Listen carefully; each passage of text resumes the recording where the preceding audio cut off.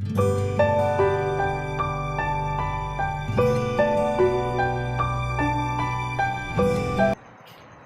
children.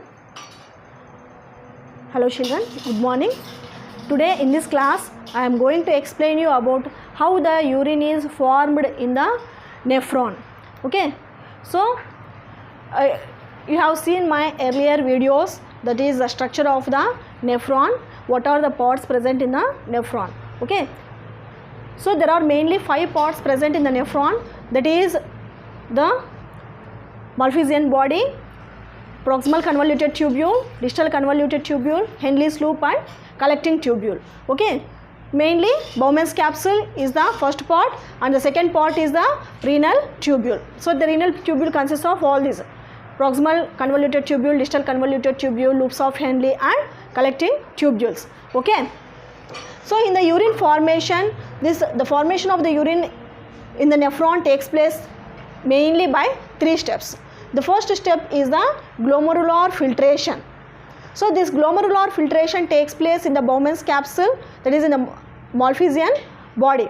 Okay, so the second step is the selective reabsorption, which takes place in the proximal convoluted tubule and Henle's loop, and tubular secretion, which takes place at the distal convoluted tubule.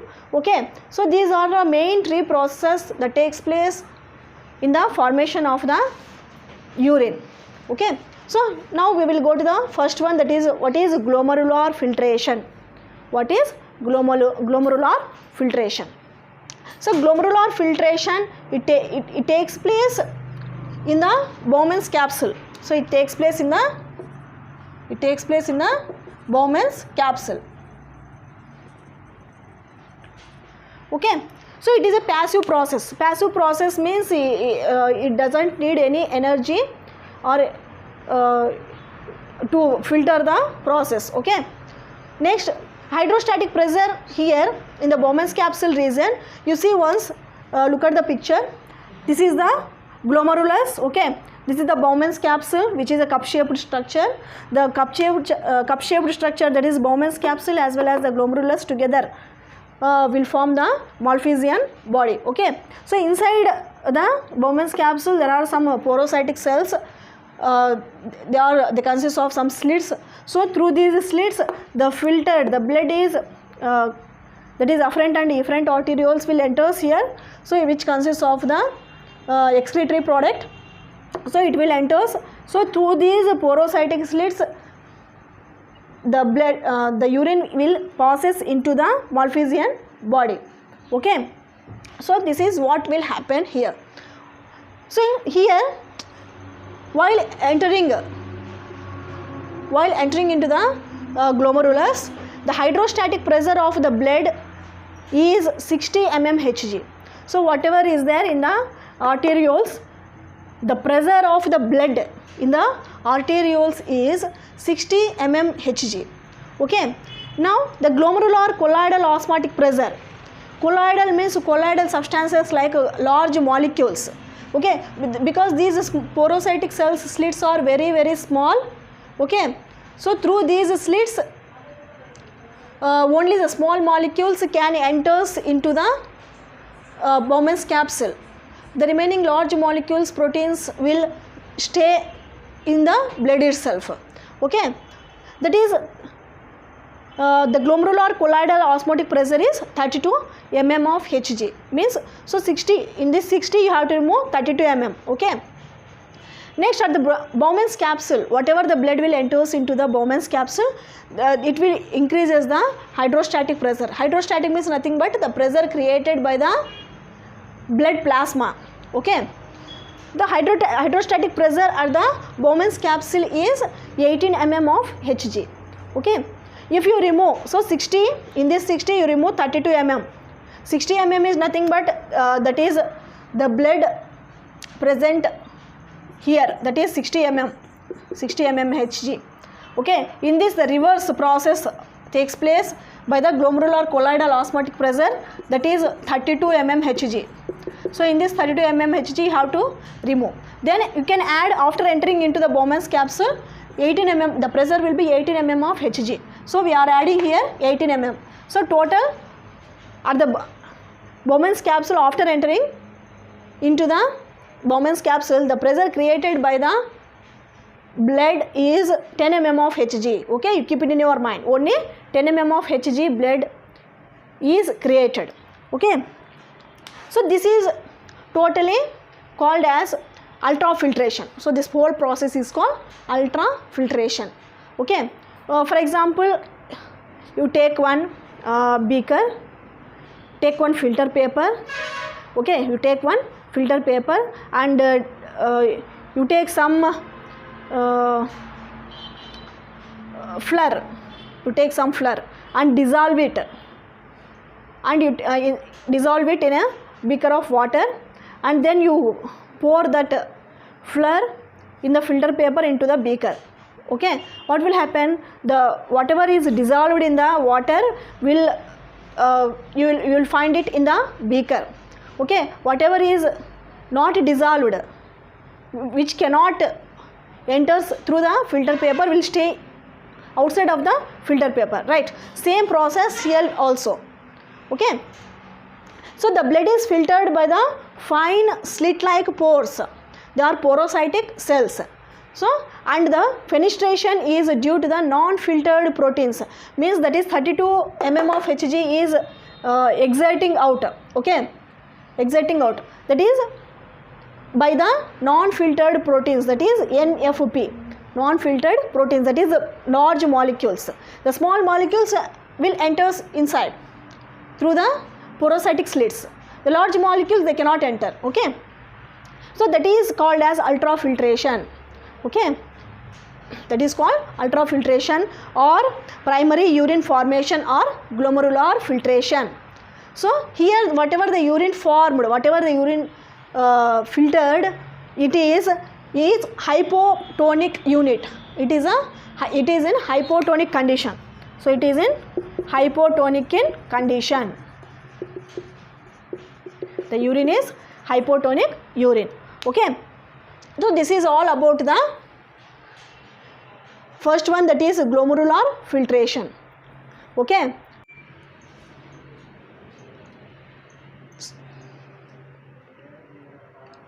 so the next step in the formation of the urine is the selective reabsorption. Selective reabsorption, the term itself says that it will select some substances only, means the substances which can enters into the Bowman's capsule, that is which can enters into the nephron, can only get filtered. Remaining substances which are large molecules and which are very essential for the body, they can again reabsorbed into the blood. Okay, so that is the selective reabsorption.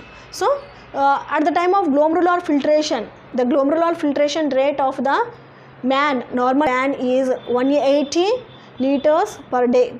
Okay, that is approximately 125 ml per minute. So 125 ml per minute is filtering at the Bowman's capsule. Okay, so normally man can excrete nearly 1 to 1.5 liters of the urine per day. Okay, so only the urine, that is concentrated urine, is going outside, which consists of only the waste products like nitrogenous waste products.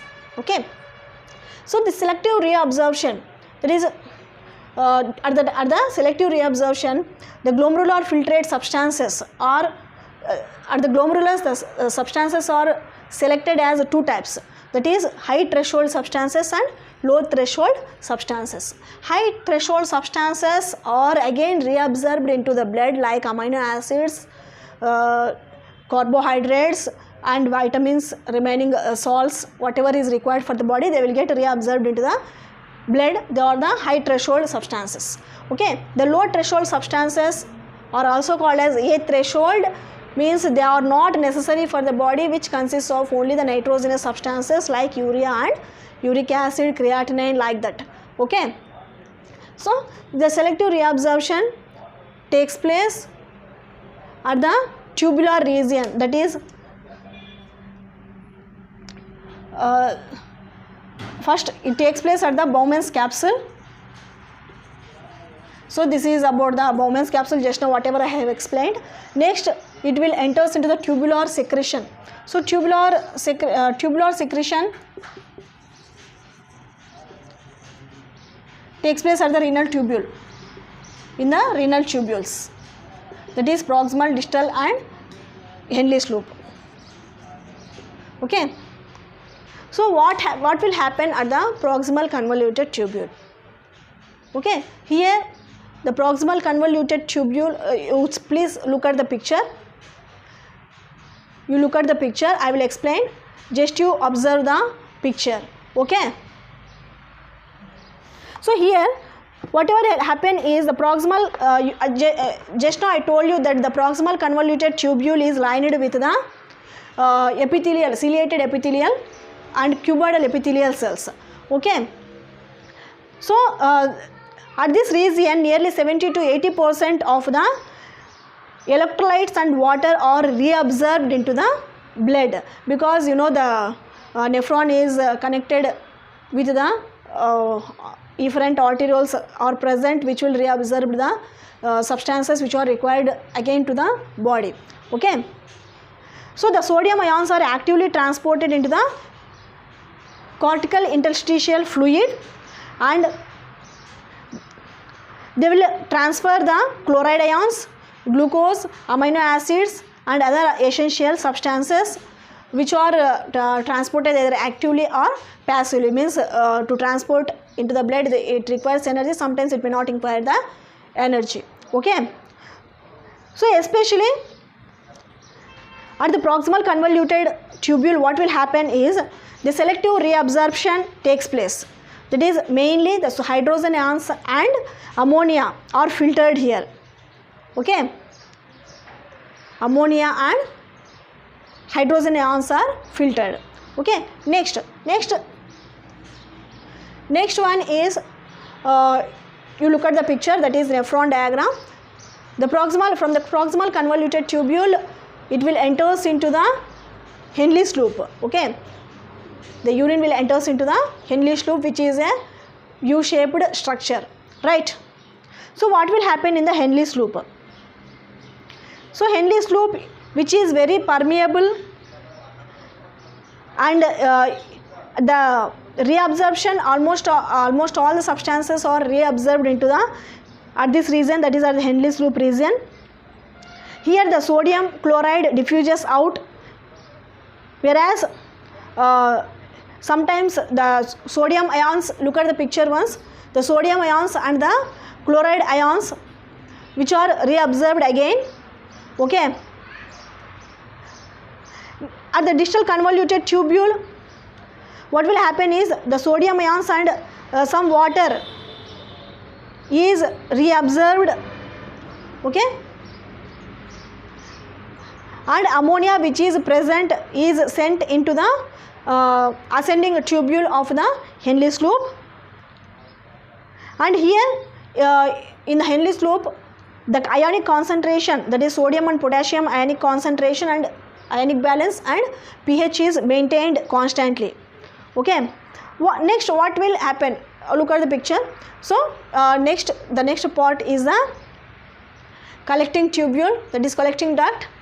So here only the almost 99% of the urine is filtered while it enters into the collecting tubule.